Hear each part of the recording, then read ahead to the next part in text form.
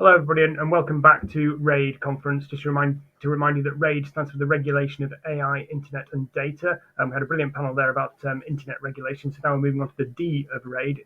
This panel is called Rethinking Data Protection. It's about 8 years since GDPR came into effect, which means it's about as old as the RAID conference, and so much has changed in that time, and the technologies that we're talking about and the regulations that accompany them. And things are changing even faster now, looking ahead to the impact of AI and what that means for, for personal data protection. So delighted to have a brilliant panel of experts here. I'll hand over now to, well, before I hand over, actually, just to remind you that following RAID Virtual, we're meeting again face-to-face in Brussels on the 23rd to 24th of September, and very much looking forward to meeting you all again there face-to-face. But now, delighted to hand over to Natasha Gerlach, who's Director of Privacy Policy at the Centre for Information Policy Leadership, to moderate this panel of brilliant experts on the subject of rethinking data protection. Over to you, Natasha. Thank you. Thank you so much, Ben. Welcome everyone to panel 3 of RAID Virtual. As Ben said, our topic is rethinking data protection, which is quite a large topic, but we only have 45 minutes, so I will be very quick with the panel introductions so that we can get started. And if you want to know more about us, you can certainly read our bios on the event side. I have with me today Tina Larsen, President Commission for Data Protection in Luxembourg. I have Katherine Harman-Stokes, who's the Acting Director at the Office of Privacy and Civil Liberties at the US Department of Justice. Special thanks to Kathy for joining us at what is a really ungodly hour for her. So I do hope, Kathy, you're well caffeinated. We have Cecilia Alvarez, who is the Director of Privacy Policy Engagement EMEA for Meta. And last but certainly not least, I have Isabel Simpson, who is partner at KPMG Legal.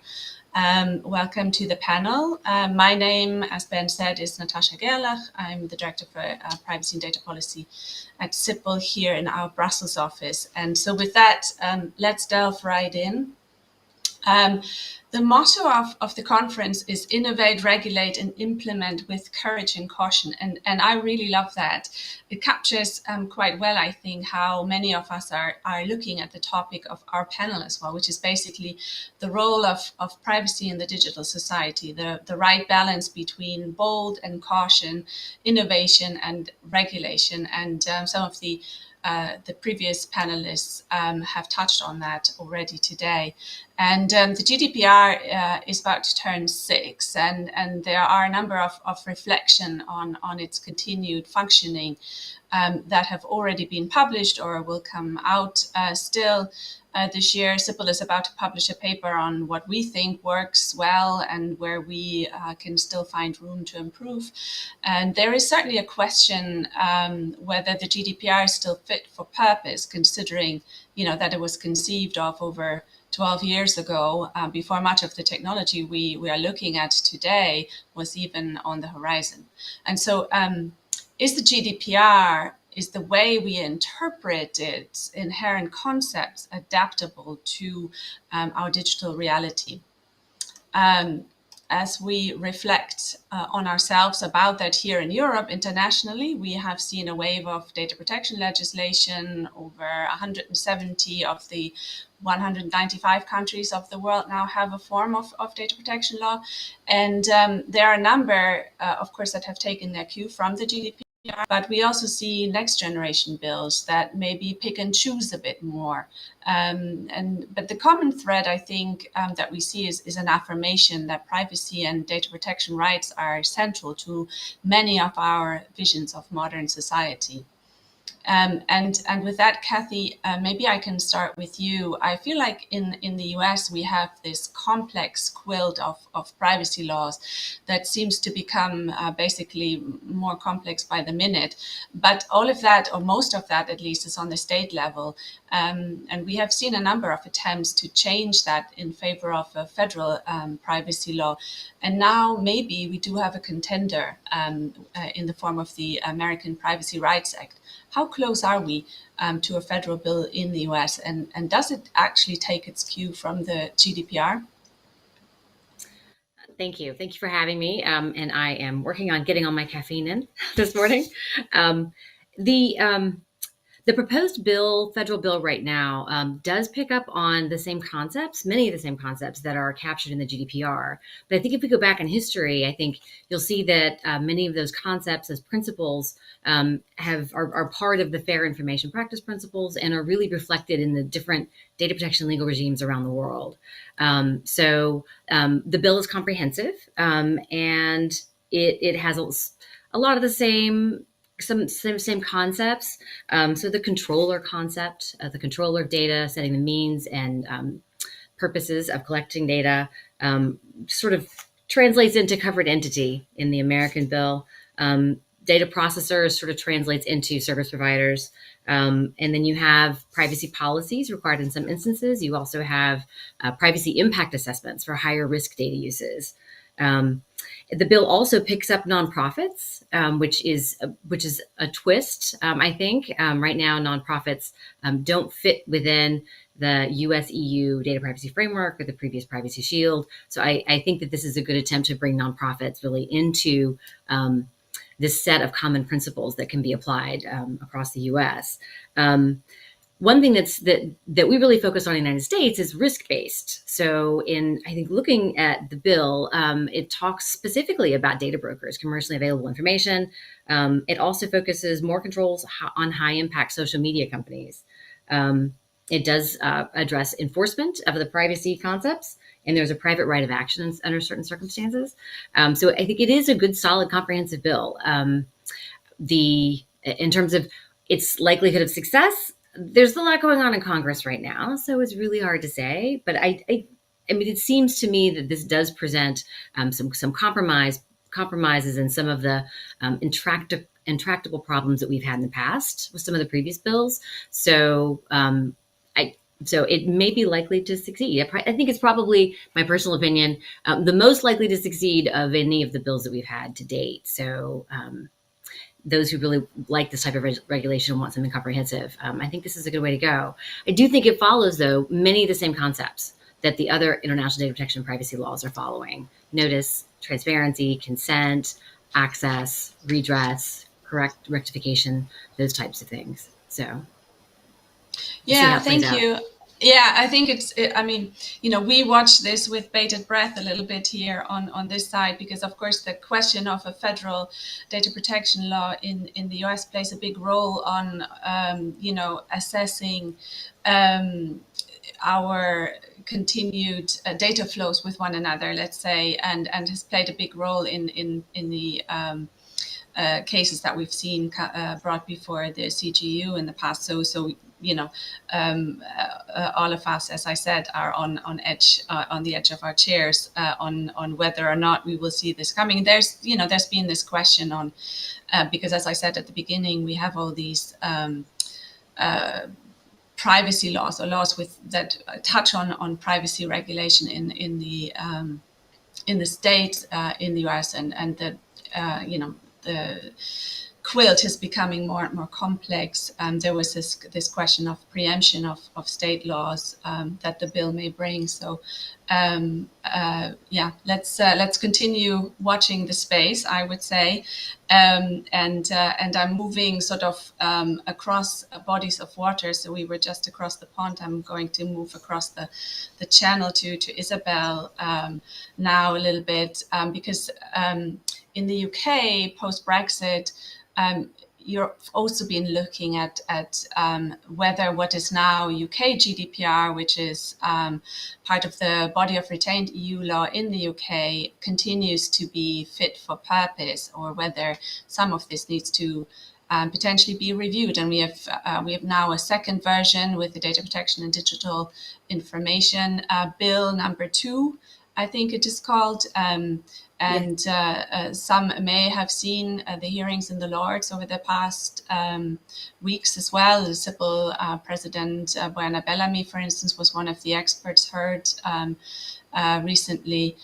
What are some of the considerations that may be relevant to our discussion today here of rethinking privacy law in our digital reality that we see percolating in the UK bill? So I think certainly the the UK is rethinking data protection in the sense that they have looked at not only GDPR but other laws within the UK that impact how personal information is used, also e-privacy, marketing rules. And what they have done is they have developed this bill. And the idea is that the government went through a consultative process with industry, with with industry bodies, and they wanted to look at how they could best encourage innovation with safety, and how they could encourage that by way of simplification and also clarity. And there are a number of areas where they've done that. And I think the important thing is that they did not want to lower the standard of data protection, but rather to simplify and to help privacy professionals and organizations in the areas that they are struggling with. And there are a number of areas where organizations and individuals struggle with the current laws. And I think it really echoes what Kathy said as well around risk-based, but also proportionality as well. There are a number of areas where organisations have been struggling. Some of those that come kind of forefront to mind include, international transfers. I think you mentioned at the beginning, Natasha, the importance of international transfers and how that encourages trade. And so what the bill attempts to do is it attempts to remove some of those barriers and the paperwork that's associated with those transfers, while still ensuring that the standards remain high. And the new approach should enable organisations to really simplify their process for low risk transfers in particular.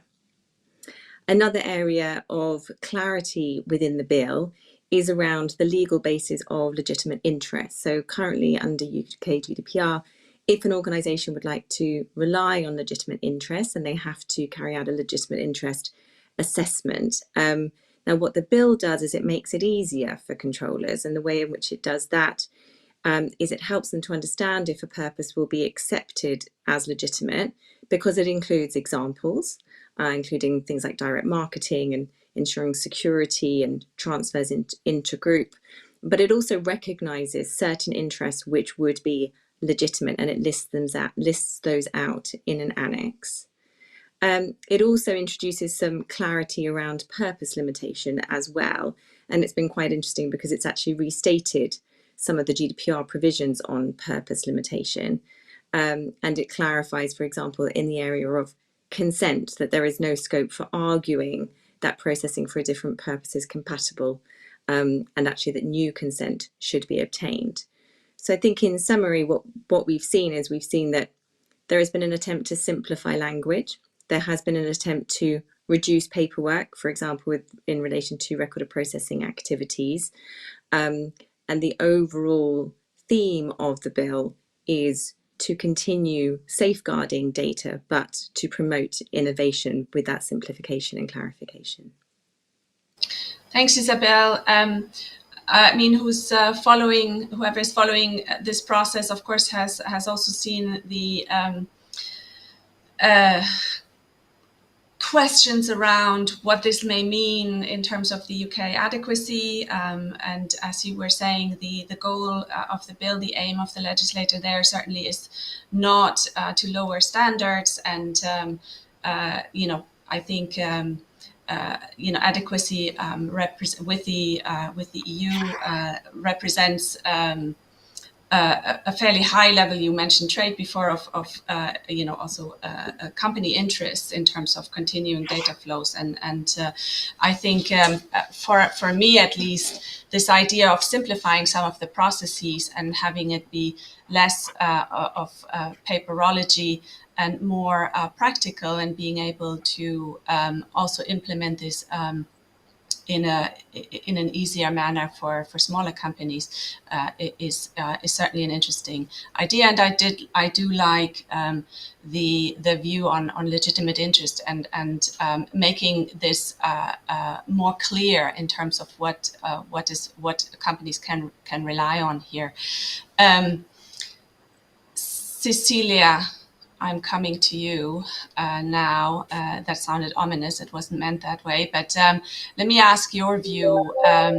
we've moved from the US to the UK. Let's move to the EU here on our panel. The GDPR is no longer the only kid on the block here in terms of digital legislation. We've seen a number of new acts come in, the DMA, the DSA, DA, AIA, and all of them form part of this new digital framework as part of the European Commission's digital strategy.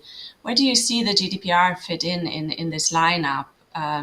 In terms of overlap and in terms of how we interpret, as I said at the beginning, its concepts. Thank you, Natasha, and thank you, Raid, for having me today. It is true that we focus very much on the GDPR, and for very good reasons. Since I have been in this field for a very long time, my point of reference continues to be the directive that is still alive with the GDPR. So it has been a while that we have been living with this data protection framework. And I think that any good law has its ability to remain relevant and to contribute to European Union prosperity to the extent that we are able to rely maybe on three factors, if I may simplify this. One is to continue be truthful to its foundational principles. And one of the recitals that I like the most and is still so modern is recital 4, that reminds us why we have GDPR and what we had the directive and what we have the OECD principles also in privacy, which is to serve humankind.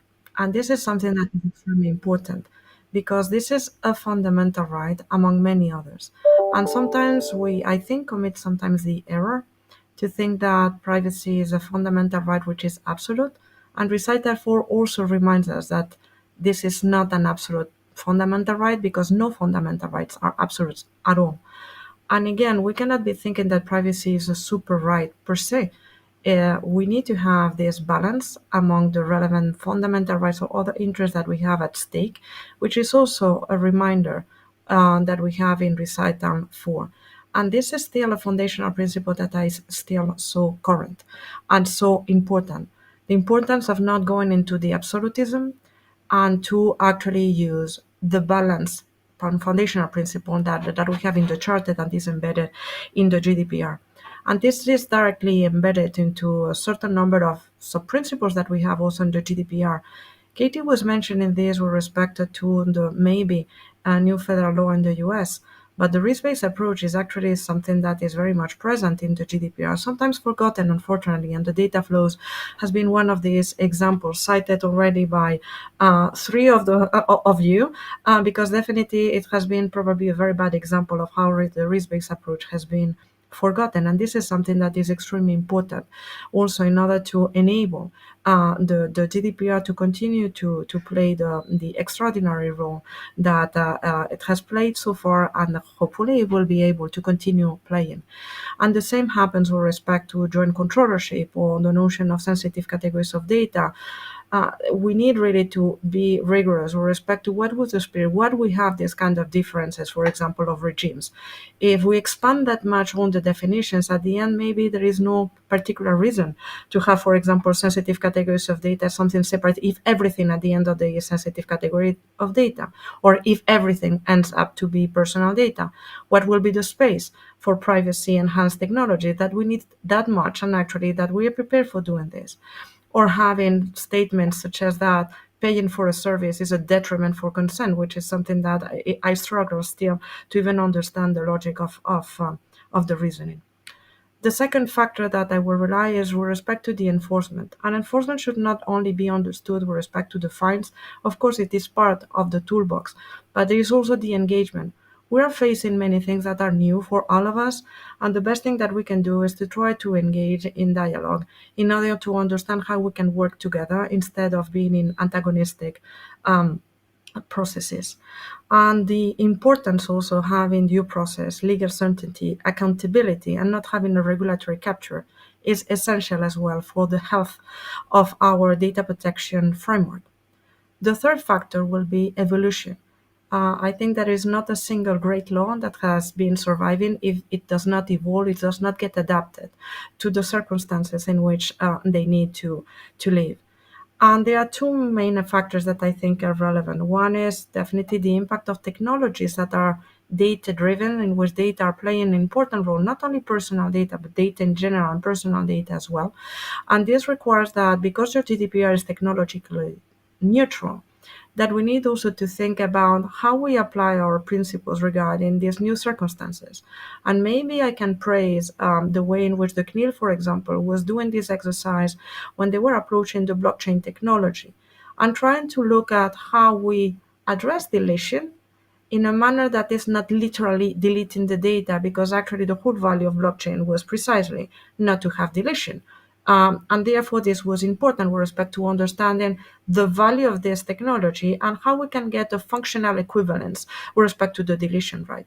And I think this exercise is actually trying to be undertaken by innovative data protection regulators when they are looking, for example, of deletion as well regarding large language models, in which when you are in the training phase and the information is actually transformed to a certain extent because you are not looking for a profile, but you are looking to make a sentence that makes sense, how you manage or what is the way in which you need to address this. And definitely is not to unlearn or make the system on learning, which is actually an acknowledgement or statement that the chairwoman of the CNIL has been making. So there is definitely excellent examples that we have here with respect to an innovative way at looking at our principles. The other thing with respect to the evolution is this other framework that we have. We have many other laws that are also relevant with respect to how we evolve as an economy and as a society. And the European data strategy is something extremely important. Let me just read something that is important for all of us to understand where the GDPR needs to play. It needs to play in a European data strategy which aims at creating a single market for data that will ensure Europe's global competitiveness and data sovereignty, and highlighting that data is an essential resource for economic growth, competitiveness, innovation, job creation, and societal progress in general. So to serve humankind, which is exactly what Recital 4 is there. So there is no reason why these things should not be working together, but we need to think about this. If we think about the data governance and just to pick another of the D package new laws, in which we can see a new framework in order to actually commercialize personal data. This is exactly what this law is about with respect to data. So we have a lot to deal with as privacy professionals, or if I may say, as data professionals as well, in which the GDPR has a long life as long as it is truthful for its foundational principles, it is enforcing and accountable and with legal certainty in mind, and with ability to evolve and have a forward thinking, a way of interpreting the principles according to the new scenario and the way in which our regulatory framework evolves.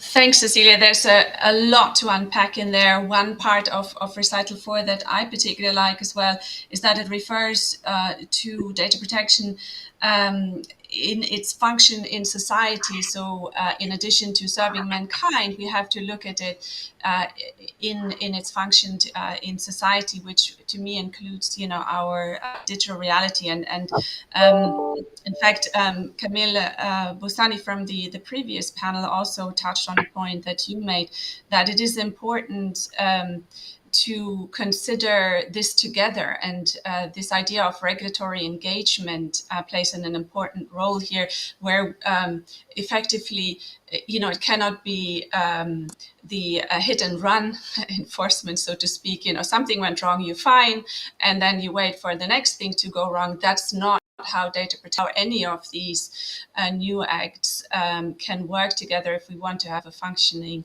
digital society. In fact, most of what is important, I think, will take place in the space before, and that includes sitting around a table with humility from all players and trying to work out how this can best work.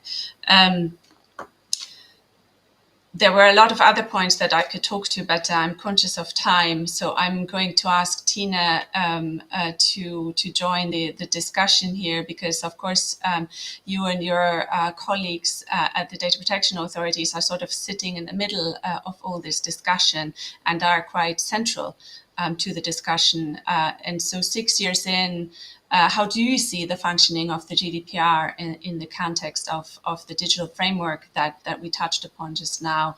And do you see the role of the DPAs changing here as well? Thank you, Natasha, for giving me the floor on this powerful panel. And thank you to the organizers for allowing me to talk as a European DPA here today. In our view, the GDPR continues to be a success in enhancing trust and legal certainty, and has led to positive outcomes for the harmonization of EU law and the strengthening of a data protection culture at EU and global level. While data protection is a vital component of responsible innovation, and the technology-neutral approach of the GDPR allows to adapt it to the challenges posed by the evolution of technologies on its own, it cannot cover all the challenges posed by the digital transformation of our society and data-driven economy, as we've just heard from Cecilia. Since the GDPR came into force, the EU has passed several important new digital laws. Even though these new laws are without prejudice to the GDPR, the data protection authorities on a national basis and within the European Data Protection Board, the EDPB, must now clarify the interlinks of these new legislations with GDPR. DGA, DMA, DSA, DA, and AI Act are privacy by design, or at least data protection is built inside, which means that insofar personal data is involved, personal data protection principles and existing rules are considered as a baseline, a fundamental cornerstone on which the other aspects are built upon. In all these texts, it is made explicitly reference to the GDPR. The DPA stay responsible for monitoring the application of the GDPR in the digital decade, no doubt about that, but the different new laws seem to reform the GDPR silently in many areas and introduce new regulatory bodies. So even though the GDPR is not touched upon, there's a main central regulation, and the new regulations are not considered as lex specialis either. The challenge is about how to articulate all the legislations and their impact on the obligations and tasks of all the actors concerned. Indeed, there are differences in the approach of the various laws, and in different member states, different kinds of authorities may be competent according to the respective acts. For the DMA, it is clear it will be the competition authorities. For the DSA, as well as the DGA and the DA, it has to be clarified. For the AI Act, it is very unclear, as many competent authorities from DPAs to standardization and certification authorities, including sectorial authorities like the telecoms regulator, the supervisors for the financial or the insurance sectors, or cybersecurity authorities, will have to be involved. What is clear is that where data protection is concerned, the DPAs stay in charge. However, the principle of sincere cooperation, as provided for by Article 4, Paragraph 3 of the Treaty of the EU, and the jurisprudence of the European Court of Justice highlight the importance of the interplay between different agencies.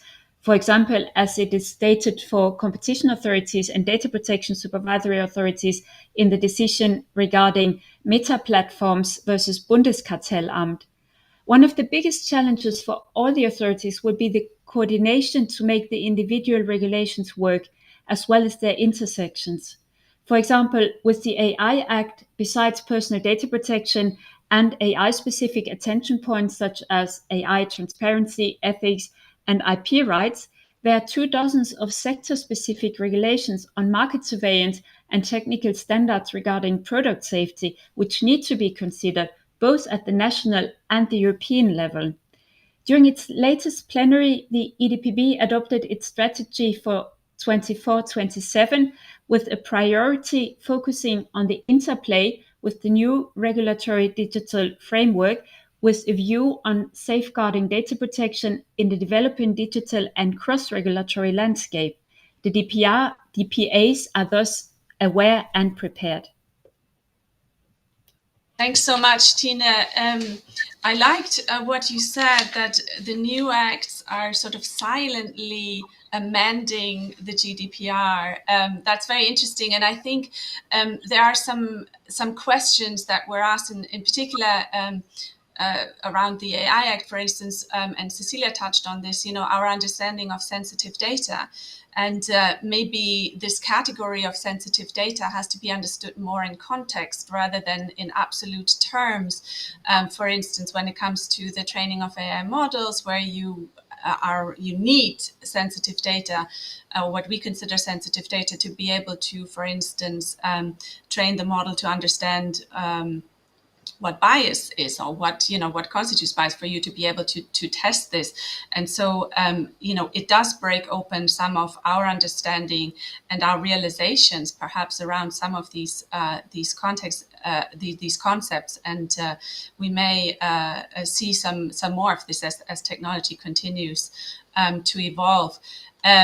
Cecilia, Tina gave a really good overview over how DPAs are approaching this next era in privacy, and the importance of cooperation there as well. And we come back to that, I think, again in a minute. But how do you see organizations approach this legislative quilt or patchwork, and with this overlap? And it, some of these acts, as Tina was saying, silently perhaps sneaking onto the GDPR's territory, and many of them having a much broader viewpoint there than you cannot just look at it with the privacy angle, because it touches on non-personal data as well, etc.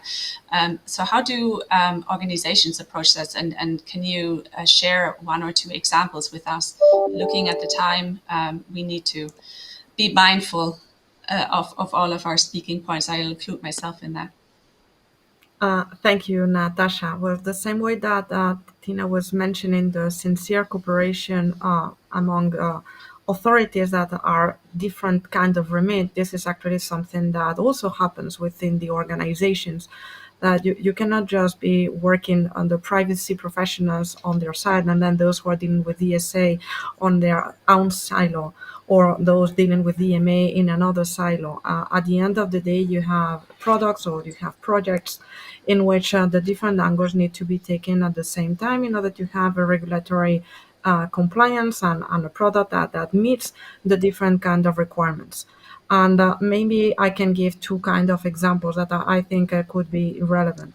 One is the Meta EU Youth Forum. This is something that we created some years ago, in which we realized that the way in which we should be addressing youth was to make the combination of the safety and privacy departments. And what we tried is to replicate this in the external world, in our engagement. We do not know everything. We need to have experts, but from the two communities very much present and speaking about the same thing. So when we are concerned with respect to the access, for example, of certain kind of content for young people, this is a safety issue. The way, as the case may be, in which certain measures can be adopted may have, as the case may be, a privacy component, because you are going to use personal data in order to train, for example, a model, in order to avoid certain things happening, in order to empower certain others to happen. So privacy and safety are working together, and it's not that one is more important than the other. It's just that the two angles need to be present there and need to be able to work. And it's not a win-lose exercise. It's not that I'm more important because I'm from privacy, or the other way around. And this is something that the Meta Youth Forum actually has been very important for me, but I think for all the participants. Even if the Meta is there, it's actually a forum that is open to our competitors and to regulators of different kinds. And I have found myself very rewarding to be able to learn from others and hopefully to contribute a bit with respect to the experience that I have from the privacy angle. Let me take another example, which is the pay your consent model, in which, in order to build this has been a response to regulatory requirements coming from very different angles. We have the Bundeskartellamt case that Tina was mentioning before, that is a case that is with the interpretation of the GDPR regarding the legal basis for behavioral advertising. So this has been something that was extremely important with respect to the binary choice that the Court of Justice a decision in this case was actually endorsing regarding the consent or the payment as the binary choice that should be offered in order to obtain to address the GDPR requirement. But we also have DMA component in the sense that we have CPSs that have been designated by the Commission, and one of them is ads, and therefore in the DMA, we have all the gatekeepers when they are going to combine data from CPSs that are different.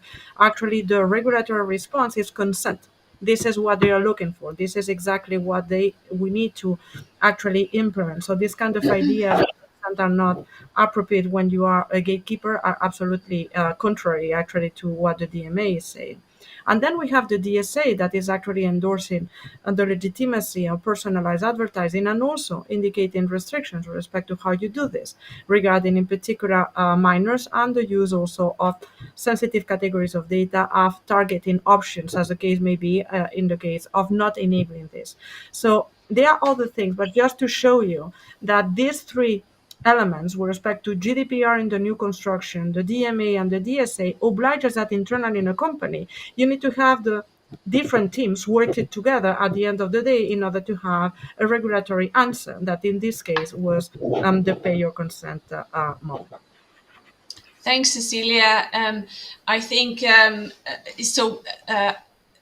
You touched on a couple of really important points. So Sipple just had an event, for instance, that we created on age assurance, which was touched on, not the event, but age assurance itself in the previous panel as well. And we had decided the same idea to bring all the stakeholders around the table in order to have a meaningful discussion. And certainly what we do hear also from Tina's colleagues, for instance, is that they would also expect within the organization's engagement to be happening across what we always lovingly call silos. So, in other words, breaking down the silos when you work together, but also when you address the regulator, so that, we do hear from all the different groups within an organization. So thank you for those examples as well. Tina, you were talking about the importance of engagement with other agencies. I always love the example, and you gave some good examples. I always also love the example of the DSA, which will bring a lot of different regulators from a lot of different backgrounds, competences, resources, and regulatory aims together, and to have to come together to come to a coherent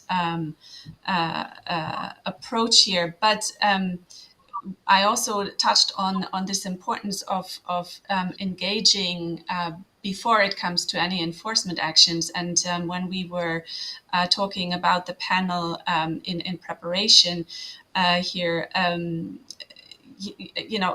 engagement with industry, as I said, is important, and developing a common understanding about the issues we're talking about, or even the terminology and how we define some of these concepts, can be really important to deliver sensible solutions. And you had some really interesting examples of what this cooperation can look like when DPAs engage. Can you share some of this with us? Yes, of course. As the Data Protection Authority in Luxembourg, the CNPD is committed to safeguarding individuals' privacy rights and ensuring compliance with data protection regulations. Our mission is twofold: promote transparency and accountability in data processing activities, while also fostering innovation and digital development. It is important to recognize that the innovation economy and data protection are not mutually exclusive, despite common claims to the contrary by market actors. Therefore, the CNPD is spearheading initiatives to support businesses engaged in processing individuals' data, such as the DAPRA Lab, And of course, the new AI Act foresees as mandatory regulatory sandboxes. The CNPD DAPRA Lab was first launched in 2018 alongside the enforcement of the GDPR. In an open and neutral discussion environment, the CNPD acts as a moderator and mediator to facilitate exchanges of the participants during the meetings. It's a safe space where we try to bring together data protection professionals and other specialists from various sectors to exchange successes, failures, interpretations, and viewpoints on specific topics, notably AI, which is our focus for the year 2024. The objective of the DAPRA Lab is to help participants adopt an accountable attitude. And the other initiative is our regulatory sandbox. And even though Article 57 of the AI Act provides for a regulatory sandbox in its innovation support measures, the regulatory sandbox we propose is embedded in the legal framework of our competence today, which is GDPR. The CNPD's regulatory sandbox program aims to provide a dedicated space to test and assess the legal implications of new technologies and personal data use, especially in artificial intelligence, in collaboration with innovation players in Luxembourg. So the regulatory sandbox is a collaborative project between the CNPD and participating organizations focused on the practical experimentation of legal challenges related to emerging technologies, notably AI. And all organizations established in Luxembourg can apply to participate, no matter their size, status, or sector, as long as they demonstrate within their application that their participation to the sandbox addresses data protection concerns, innovation, and AI adoption issues, and are beneficial for the society in general. Together, these two initiatives embody the CNPD's vision of contributing to an innovative ecosystem that prioritizes privacy and technology and fosters responsible innovation. Thank you. Thank you, Tina. I think that's really laudable because I think that's so helpful, in particular also to smaller companies, to be able to benchmark, what their approach may be. We know that innovation happens in startups, and almost all startups are born digital now, I think. So this is a really helpful and important tool to have. And I know the ICO in the UK also has some of these approaches where they have their innovation advice service, for instance, which I always quip is sort of sandbox light, where you can ask a question if you have already gone almost all the way, and this is the last piece that holds you back perhaps to launch, where they will give advice on a very short, a time frame. They give themselves a very short time frame to respond, which is quite important in some of these contexts. Okay, I'm moving along. We have a couple more points to make, and I do hope the organizers give us a couple more minutes. But Isabel, we talked about regulatory cooperation and the importance of it, and Tina reminded us of the Bundeskartellamt decision, and also the reminder of the requirement for sincere cooperation amongst different agencies. But absent a firm framework around this can prove difficult across competencies, across styles, across different priorities. But we do have some examples where the digital regulators are trying to come together to form a coherent approach. Maybe you can give us a very brief overview of what this looks like in the UK, for instance. Sorry, you're on mute, I think. No, I shouldn't be. I think maybe they had muted maybe me. there was just a lag time, yeah. So I think, so in the UK, they have taken a different approach. And really what they were looking at is when it comes to the use of new technology, for example, and I think picking up on Cecilia's point that you need to have many different experts in the room when you are thinking about the governance around new technology, and, especially highlighted in now with this wave of generative AI. So the four regulators, the CMA, Ofcom, the ICO and the FCA, have come together and they have formed a separate entity, which is the Digital Regulation Cooperation Forum. And the role of that forum is to ensure cross-regulatory guidance. So when it comes to providing guidance, for example, on AI, that you might have more than one perspective from the regulators. And what that helps organizations to do is to piece together all of these different regulatory views. And it has already been incredibly helpful for organizations that maybe have a less sophisticated or mature governance framework, where they really do need more assistance and guidance in bringing those together.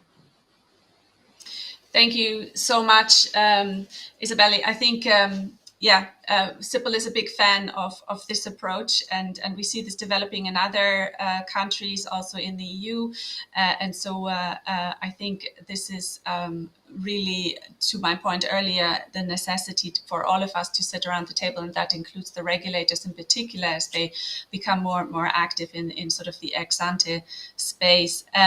Kathy, the last word goes to you. I see the light is coming up behind you, so the day is dawning over there.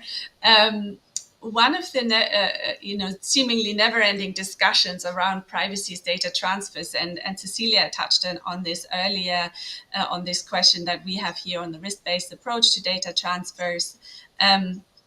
Of course, we are all aware that data must flow in the digital society. Many of the services we're talking about rely on data. AI doesn't stop at borders, etc. And as I was saying, the majority of all startups now are born digital, and innovation also relies on data. So there really is a need to look toward more global solutions. And in fact, the commissioner from South Africa in the last panel touched on that as well. Can you share some thoughts from your vantage point on where we may be heading in this respect, in terms of finding a more global solution there? Is there a global solution that we can find?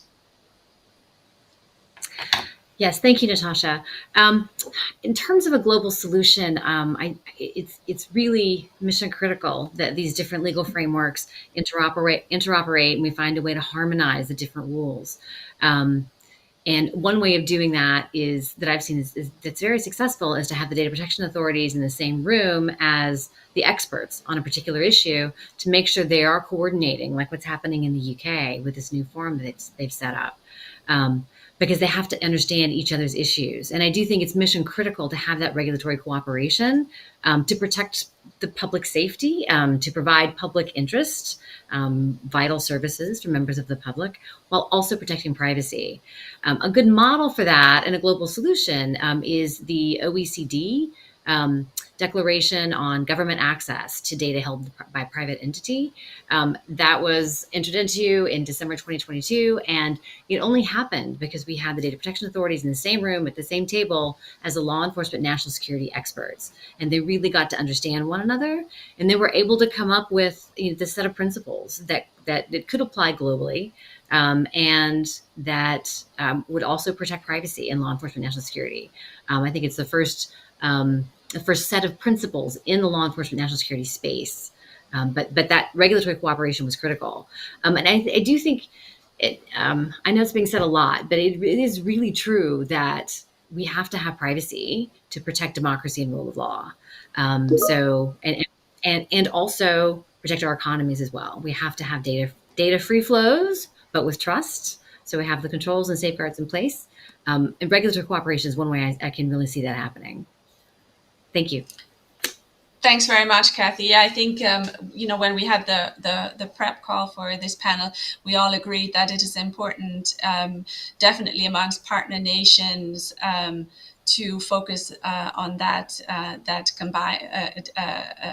we have in common, rather than that which divides us, and to look at privacy more of a shield than maybe a sword. And so this idea of cooperation across, within in Europe within the data protection authority community, and then across regulators, and then globally as well. I think the theme of this panel is that is of critical importance to the functioning of this all. So this is how we conclude this panel. I think we can have a panel again on the same topic next year and see if we developed more thinking around it. But in the meantime, thank you, ladies, very much for your thoughtful contributions. It was a pleasure to moderate this panel, and I do hope we see each other again next year for the next RAID virtual panel. Thank you very much, Natasha, and thanks to all of the panelists there. There's continuing sort of themes emerging throughout this conference thing to do with balancing privacy and safety. Was talked about there. Cecilia Alvarez highlighted the need to balance those two things, and also to balance sort of the opportunity regulations with the opportunities for business, which needs data to flow while keeping citizens and societies safe and protected as well. Speaking of which, the next panel is called AI Governance, Risks and Opportunities. And with this incredibly fast evolving technology, the need for balance and careful regulation is more important than anywhere else, I think. So very much looking forward to that. I'm going to take a 10-minute break and then we'll bring the panel on. Thank you very much.